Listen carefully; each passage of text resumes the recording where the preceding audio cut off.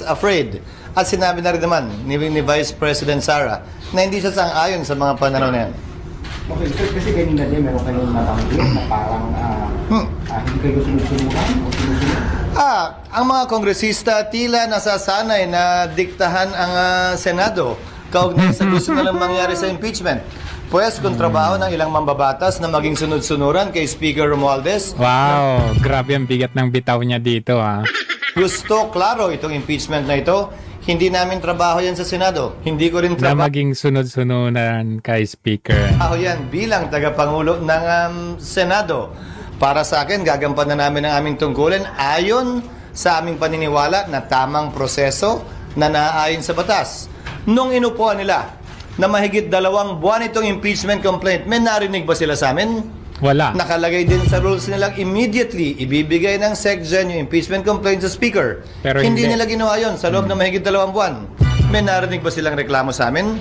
So, parang merong awayang Senado at House na naman dito. Parang may naalala ako dito. Usapan natin yan mamaya konti. So, ito, sabi kasi ugong-ugong na dahil takot daw si Cheese kay VP Sara or merong ibang nagsasabi na nabayaran daw ng mga Duterte or talagang Duterte itong si Cheese Escudero. Panoorin natin. Escudero na hindi siya takot kay Vice President Sara Duterte. Hindi kami utusan ng Kamara. Hindi ako sumusunod dahil gusto lamang ng Speaker ng Kamara na ma-impeach ang ikalawang Pangulo. Gagawin namin ang aming trabaho ayon sa batas, ayon sa pananaw ng Senado, nang hindi sunod-sunuran lamang sa gusto ng isang tao o ng kabilang kamara. What happens? Wala pong trial. Is it that plain and simple? Hindi siya matutuloy dahil masusunod mayoriya. Ngayon kung mali yun sa pananaw ng ilan, malaya silang pwede maghain ng kaso sa Korte Suprema. Ngayon, sa kabilang banda, Pinky, tingnan mo rin yung practical side ng hypothetical question na tinatanong mo. Kung mayoriya ng Senado, ibig sabihin 13 out of 24, nagsabing wala kaming jurisdiction, higit yon sa 1/3, ibig sabihin hindi na aabot sa 2/3 yung magko-convict for whatever reason. No jurisdiction, no evidence, kung ano man ang rason. Dahil ang kaso na didismiss yan, base sa kung ano mang rason. Ang kaso na ko-convict ang sino mang nasasakdal, base sa kung ano mang rason din. So, yung mga miyembro ng Senado sa 20th Congress, pwedeng magpasya kaugnay niyan. Hindi namin sila pwedeng itali ang kamay. Okay. Pero, ulitin ko, kung mali yun sa pananaw ng ilan, pwede na lang questionin sa Korte Suprema at ang Korte Suprema is, under our Constitution, the final arbiter with respect to interpreting what is constitutional and what is not. So, napakalinaw ang inilatag dyan ni Senate President Cheese Escudero. Pwede silang maghain sa Korte Suprema sa in case na magboto yung 20th Congress na hindi namin ito jurisdiction. So, hindi po mapipigilan yan. So, napaka-positibong pakinggan at marinig yan mula sa isang Senate President. Nakakatuwa nga naman. Dahil itong mga dilaw, makakaliwa, makabayan, nag-iiyak na sila. Kagaya nitong abogado ng third impeachment complaint na si Ligutan. Nalagutan tuloy si Ligutan kasi umiiyak na siya dahil daw alarming daw itong decision ni Cheese Escudero na i-move yung June 2 na convening to June 11 kasi mukhang magiging malabo na maitawid from the 19th to 20th Congress. Ganun pa man, pwede nilang ihain ito sa Korte Suprema. At ano ba ang sabi nitong si Attorney Ligutan? Tignan. Kita po ba kayong senaryo na aabot talaga sa Korte Suprema ang issue ng impeachment? Tatanggapin po ba ito ng Supreme Court?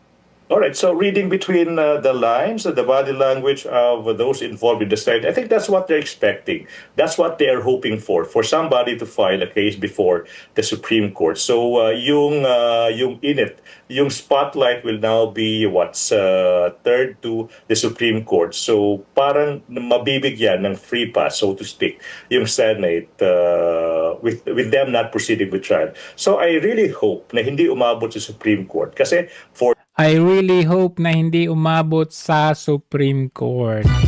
For me, as a student of constitutional law, Corina, it's really clear na yung usapin ng impeachment, dapat it is the exclusive domain of Congress in the House tsaka ng Senate. So pag umabot sa Supreme Court, it is a victory for the camp of the Vice President, and it's like giving the Senate a free pass. Para Narinig niyo yung sabi, it is a victory kapag ito ay umabot sa Supreme Court. Bakit niya sinasabi yun? Unang-una, kung titignan natin ng siguro malaliman, gusto nila sa impeachment trial or sa court ng impeachment. Bakit? Kasi doon kasi botohan.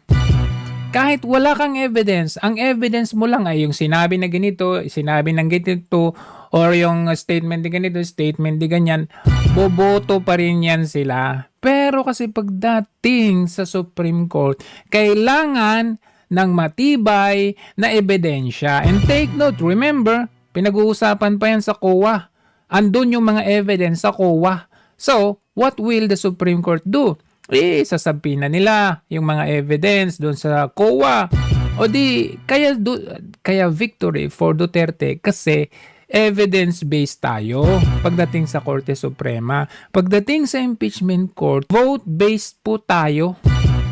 Kaya ayaw nila eto, tignan natin Ipinagtanggol ni VP si Chis Escudero. Base sa pagkakakilala niya kay Senate President Francis Chis Escudero, hindi ito klase ng politiko na natatakot. Kaya dinepensahan niya na hindi niya alam kung saan nanggagaling yung mga akusasyon o pambabatikos sa mambabatas na sinasabing ito ay may pinoprotektahan o ito ay may kinakatakutan. Well, yan ma'am, kina-question din namin yan. Yung pag-crossover from the 19th to the 20th Congress dahil ang composition ng House of yung lawyers ko na lang magsalita, ma'am, kasi papagalitan na naman ako nila. Baliktad, siya yung pinapagalitan, hindi yung siya yung nagpapagalit sa mga tao niyo. Pagalitan na naman ako noon, ma'am, ng mga lawyers ko. So, tanong natin yung lawyers. So, yan po kasi nakikita nila ngayon, lalo na dyan sa kabila, na ito daw si Chis Escudero ay talagang Duterte daw. Kasi ba't ganyan na ang kanyang inaasta ngayon? So, isang kumakalat nga na larawan ngayon ebidensya, ayan, kasama si Chis, nila tatay. Pero ako, may something dito, Alam niyo kung bakit may sinasabi akong something? Tingnan na lang natin kapag talagang hindi nag-pursue itong impeachment trial na ito because of this postponement na ginagawa ni Chis Escudero, then talagang sincere at totoo talaga na Duterte itong si Chis Escudero. Pero pag natuloy ito, ito yung sinasabi ko na meron silang something nito. Anong basihan ko? Nakita ninyo anong sabi ni Chis Escudero? Ang mga kongresista tila nasasanay na diktahan ang Senado kaugnay sa gusto nilang mangyari sa impeachment. Pues kung trabaho ng ilang mambabatas na maging sunod-sunuran kay Speaker Romualdez na gusto klaro itong impeachment na ito, hindi namin trabaho yan sa Senado. Hindi ko rin... So kahit na sinabi ni Chis Escudero yung napakabigat na bitaw na yan, na hindi kami sunod-sunuran dito sa Senado kagaya nung sa House of Representatives na sunod-sunuran ka ni Speaker Romualdez, ito pa rin ang sinabi ni Romualdez. Ano sabi niya? We have to respect the decision of the Senate President and the Senate. Yung sulat sa akin. We have to respect? Yung mga kasamahan niya, nag-iiyak na sila. Sabi, bakit ganito? Ba't pinuspon? Bakit hindi minadali? Sabi, forthwith. Tapos pagdating kay Romualdez, respetuhin. Akin ni Senate President Chis Escudero is pretty straightforward. Kaya yung impeachment complaint ay nasa Senado na. So we leave it to their sound discretion as to how they want to proceed and conduct, Ipinagpaliban ni Escudero. So nakita nyo, hindi tugma ako dito Gusto nila, parang sa tingin ko, political circus ito. Maalala ko tuloy nung last year bago napalitan si Mig Zubiri. Maalala ninyo may awayang House at Senate. Nag-aaway yung dalawang speaker, yung Senate at saka House. Tapos later on, may nangyari. Kumbaga ikinukubli, kunwari nag-aaway sila para yung taong bayan nakatutok dito. And then nag-aaway sila, ganito ganyan. Nung pumalit si Chis Escudero, parang ang dating pinagtatanggol yung Duterte na about sa yung ICC arrest, 'di ba? Kinover pa natin 'yun. Sinasabi ni Chis Escudero, wala silang jurisdiction. Pati si Marcos, wala tayong jurisdiction, ganyan. So, ganun lagi ang sinasabi nila. And then later on, nakuha nila si Tatay Digong, dinala nila sa dahig. So dito na naman, nakikita ko parang gusto nilang maggumawa ng circus. Kunwari, nagagalit yung mga makabayan, yung mga dilawan, yung mga tropa nilang mga dilaw dyan sa House at sa Senate. Kunwari, umiiyak sila Risa Ontiveros, ano ba yan? Ba't pinopospon? Ganito, ganyan. Kunwari, para tayo, natutuwa tayo kasi during that time, bago na-aresto si Tatay Digong, di ba, nagse-celebrate tayo dahil umiyak kayo dyan kasi wala naman talagang jurisdiction. Sabi pa ng presidente, sabi ng ganito, sabi ng ganyan. Even dun sa impeachment, anong sabi natin? Sinabi mismo ng presidente, walang impeachment. Pero kahit na sinasabi nila, umiiyak sila dati kasi bakit ang tagal isubmit ng Secretary General kay Speaker Martin Romualdez. At the end of the day, kinonsolidate nila yung first impeachment complaint, second impeachment complaint, third impeachment complaint.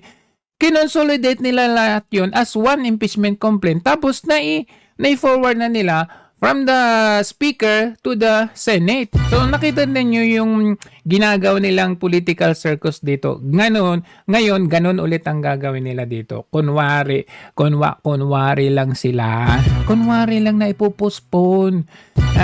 Para pagdating ng time na yon, let's say, sabi na natin, okay, na-postpone, naituloy yung impeachment, nagkabutuhan, natalo ang kabila, nanalong Duterte, pero hindi yun talagang plano nila, kundi yung ICC. Or pwede rin, kasi maraming mga possibilities na ginagawa nila dito. Pwedeng ipopostpone lang muna nila, pero ipostpone nila para tignan nila, medyo babalanse nila at titignan nila kung alin dito yung matutuloy. Kung hindi matuloy yung impeachment, ICC tayo. Kung matuloy yung impeachment, okay lang kahit walang ICC. Kumbaga, tinitignan nila yung mga dalawang options nila dito. So, bagamat nakikita ko dito na medyo firm si Senate President Chis Escudero, medyo may duda pa rin ako na parang ito ay dog show nila, political circus nila para sakyan naman ng mga tao, magkampante, matuwa-tuwa tayo dahil ganito si Chis, and kinukundina nila si Chis Escudero, pero later on baka magulat-gulat tayo, bigla na lang palang inaresto itong sila Senator Bato, Senator Bongo, kasama na yung Vice President. So ingat po tayo Huwag muna tayong mag-agang celebrate. Tingnan natin itong mga pakulo at anggulo na ginagawa nila. Nako ho, delikado.